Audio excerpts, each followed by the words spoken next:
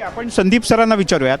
डॉक्टरांनी असा दावा केला की उद्धव ठाकरे आणि राज ठाकरे आता फारसा काळ एकत्र राहणार नाही, ज्या प्रकारचे रिझल्ट आहेत ते पाहता. तुम्ही कसा विचार करता? याच्यावरती आत्ता लगेच भाष्य करणं कठीण आहे. कारण असं आहे की उद्धव ठाकरे पहिल्यापासून सातत्याने म्हणत होते की आम्ही महानगरपालिकेसाठी एकत्र आलेलो नाही, एकत्र आलो आहे कायम एकत्र राहण्यासाठी. तर राज ठाकरे याच्यामध्ये काय भूमिका घेतील हाही एक महत्त्वाचा मुद्दा आहे. पण आता जर तुम्ही एकूण मुंबई वगळता बाकी सर्व ठिकाणी बघितलं तर उभ्या महाराष्ट्रात मनसे आत्ता फक्त 15 ठिकाणी किंवा 18 ठिकाणी काहीतरी फक्त आघाडीवर दिसतंय. जागा किती आल्यात कल्पना नाही आहे. शिवसेना उद्धव ठाकरे 139 ठिकाणीच फक्त आघाडीवरती आहे. ही परिस्थिती चिंताजनक दोन्ही ठाकरेंसाठी आहे. बाकी ठाण्यातही त्यांना आनंद आहे, कल्याण डोंबिवलीत नाही, MMR रिजनमध्ये नाही, पुण्यात नाही, नाशिकमध्ये नाही. अशा परिस्थितीमध्ये दोघांना एकत्र राहून नीट पद्धतीने लढणं. कारण उद्धव ठाकरेंकडे वैशिष्ट्य काय, संघटनात्मक बांधणी आहे, त्यांचं कौशल्य आहे, त्याचबरोबर चिकाटी पण त्यांच्याकडे आहे. राज ठाकरे यांचं USP त्यांचं भाषण आहे, विषय शोधून काढणं, आक्रमकपणे मांडणी करणं. आणि यातनं आगामी काळामध्ये दोन भाऊ जर एकत्र राहिले, नीट पद्धतीने लढले, तर आता इलेक्शन येणार आहे ते लोकसभेच्या 3 वर्षानंतर. त्यावेळेला पिक्चर क्लिअर होईल. ठीक आहे. निरगुडकर सर, तुम्ही कसं पाहता याच्याकडे?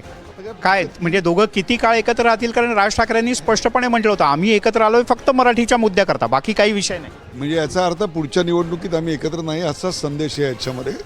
जे वाघमारे म्हणतात ते अतिशय बरोबर आहे. दुसरी गोष्ट अशी आहे की आता पुढे 3-4 वर्ष निवडणुकाच नाही आहेत, त्यामुळे एकत्र आहे काय नाही काय. जिल्हा परिषद आहेत ना आता. जिल्हा परिषद त्यात मनसेचं असं काय फार ताकद आहे प्रचंड. मी आत्ता इथे महानगरपालिकात काय ताकद आहे ते आपण बघतोय, तेव्हा जिल्हा परिषदेमध्ये काय फार ताकद आहे अशाला काही भाग नाही आहे.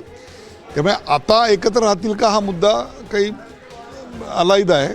आणि केंद्र आणि राज्यातलं सरकार कोसळण्याची क्षमता वगैरे असं आता कोणी काही बोलणार नाही आहे. त्यामुळे त्यांचं एकत्र राहणं न राहणं हे तसं इरिलेव्हंट आहे आत्ता. नाही हां, असं आहे, लोकसभा निवडणुकीमध्ये भारतीय जनता पार्टी नरेंद्र मोदींच्या वतीने किंवा एकूणच भाजपने अबकी बार 400 पार सांगितलं होतं. जाऊन कुठे पोचले, कोणाच्या पाठिंब्यावरती राज, तुम्हाला एकनाथ शिंदेपासून सगळ्यांचा पाठिंबा घ्यावा लागतोय की नाही. त्यामुळे परिस्थिती बदलत असते. आज जे काही यश मिळालं आहे याच्यावरती सगळ्या गोष्टी कायमस्वरूपी राहतील असं काही नाही आहे. आणि आजही महाराष्ट्रामध्ये मंत्र्यांचे भ्रष्टाचार, मंत्रीपुत्रांचे भ्रष्टाचार, एकूणच सगळं वाढती महागाई, बेरोजगारी, डॉलर घसरलेला, यामुळे रुपया घसरलेला आहे, सगळ्याचा जर विचार केला तर भविष्यामध्ये लोक त्रस्त होऊ शकतील. त्या लोकांना दिलासा काय मिळणार आहे? लाडक्या बहिणीच्यामुळे तुम्ही जिंकून आलात हा एक भाग आहे, ती पावली तुम्हाला. पण सर्वसामान्य माणसाला, करदात्याला काय नेमकं मिळालं हाही एक मुद्दा आहे ना. याच्यामध्ये अनेक प्रश्न आहे. हे जर प्रश्न घेऊन पोटतिडकीने जर कोणताही विरोधी पक्ष, मग तो काँग्रेस असो, मनसे, शिवसेना असो, कोणी एकत्रितपणे जर लढा दिला, नीट पद्धतीने लढा दिला, तर निश्चितपणे लोक त्याचा विचार करतील ना. परिस्थिती बदलू शकते. संदीपजींच्या विधानावर मला एक म्हणायचं आहे की या निवडणुकीत असं सांगितलं गेलं की ही निवडणूक मराठी माणसासाठी आहे, महाराष्ट्रातल्या मराठी माणसासाठी शेवटची निवडणूक आहे. चांद्यापासून बांद्यापर्यंत एकाच उद्योगाचं साम्राज्य वाढतं आहे. पण या महाराष्ट्रात कुठेही प्रचाराला गेले नाहीत. मराठी माणसासाठी शेवटची निवडणूक होती. बरं, महाराष्ट्र दूर ठेवा, MMR रिजन म्हणजे मुंबईत आता मराठी माणसाचा टक्का कमी झाला आहे, पण तो स्टॅबिलाईज आहे. ठाण्यामध्ये, कल्याण डोंबिवलीमध्ये, वसई विरारमध्ये जिथे हा टक्का 90% होता तो आता 70%, 70%वरनं 50%. म्हणजे खरं जर रणांगण आहे मराठी माणसाचं तर ही MMR मधली सॅटेलाईट सिटीज आहेत.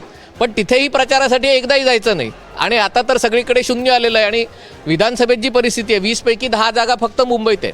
आत्ताही ज्या सगळ्या महापालिकांमध्ये मिळून ज्या काही 150 जागा असतील त्यातल्या अर्ध्या जागा फक्त एका शहरात आहेत. म्हणजे उर्वरित महाराष्ट्रामध्ये जेमतेम 70-75 जागा आहेत. आणि आता जर खरा संघर्ष मराठी माणसासाठी, कारण ते शेवटची लढाई झाली आता पुढचा जो संघर्ष आहे ठाण्यामध्ये, पालघरमध्ये, रायगडमध्ये, तो करायला जाणार केव्हा का? ह्याच्या पुढे मुंबईतच बसून राहणार. हा खरा त्यातला महत्त्वाचा मुद्दा आहे. बरं, डॉक्टरांना एक प्रतिक्रिया घ्यायची आणि मग आपण काँग्रेसच्या आणि राष्ट्रवादीच्या प्रवक्त्यांकडे जाणार. नाही, मला एकंदर जे चित्र दिसतंय बघा, राज ठाकरेंना युतीमध्ये घेतलं, पण उद्धव ठाकरेंनी 165 जागा लढवल्या, राज ठाकरेंच्या वाट्याला फक्त 59 जागा आल्या. त्याच्यामुळे राज ठाकरेंचे सगळे कार्यकर्ते बिथरलेले आहेत. खाली तेवढा ज्या प्रमाणात काम करायला पाहिजे होतं ते झालेलं नाही. मग राज ठाकरेंनी आता ठरवायचं आहे की उद्धव ठाकरेंच्या सावलीत आपण राहणार आहोत. मग जर सावलीत आत्ता राहणार आहोत तर मग एवढी 14 वर्ष फुकट का घालवली आणि शिवसेना का सोडली? याची उत्तरं या दोघांना पण द्यावी. 20 वर्ष दोघं वेगळे होते. हा, मग या 20 वर्षाचा तो 20 साल बाद एक हॉरर पिक्चर आलेला माहिती आहे पूर्वी, ब्लॅक अँड व्हाईट. तर ते 20 साल बाद आता जे होतंय ते मग काय झालं. त्याच्यामुळे राज ठाकरेंचा स्वभाव बघता आणि राज ठाकरेंची लढण्याची प्रवृत्ती बघता मला वाटत नाहीत की ते एकत्र राहतील. राहिला प्रश्न मराठी माणसाचा, जो आता हा म्हणत होता, तर मराठी माणूस भाजपमध्ये पण आहे, फडणवीसांपासून शेलारपर्यंत. मराठी माणूस आमच्याकडे पण आहे, एकनाथ शिंदेपासून माझ्यापर्यंत. त्याच्यामुळे मराठी माणूस हा तिकडे पूर्ण गेलेला नाही आहे, तो आमच्याकडे पण आहे आणि त्याला पुढे घेऊन जाण्यासाठी एकनाथ शिंदे समर्थ आहेत. ठीक आहे, आपण काँग्रेस आणि राष्ट्रवादी काँग्रेसच्याही नेत्यांच्या प्रतिक्रिया घेऊयात.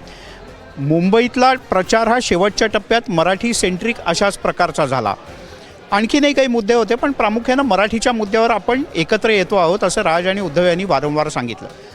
हे सगळे आत्ताचे आकडे पाहून तुम्ही एक राजकीय पक्षाचे प्रमुख कार्यकर्ते, विचारवंत म्हणून तुम्हाला काय वाटतं की खरंच मराठीचा मुद्दा चालला, का ज्या पद्धतीचं यश भाजप आणि शिवसेना शिंदे गटाला मिळालं आहे ते पाहता विकासाचा मुद्दा चालला? ह्याच्यामध्ये माझं प्रामाणिक मत असं आहे की संघटनेतल्या कार्यकर्त्यांनी कशी बांधणी केली त्याच्यावरती निवडणुका ह्या झाल्या. राष्ट्रवादी काँग्रेस म्हणून आम्ही जो प्रयत्न केला, आमच्याकडे फार अल्पावधी होता. नवाब भाईंना नेतृत्व देण्यात आलं होतं, त्याच्यावरती आरोप झाले, प्रत्यारोप झाले, आमच्या सहकाऱ्यांकडनं झाले आणि म्हणून आम्हाला अपेक्षित यश मिळालेलं नाही.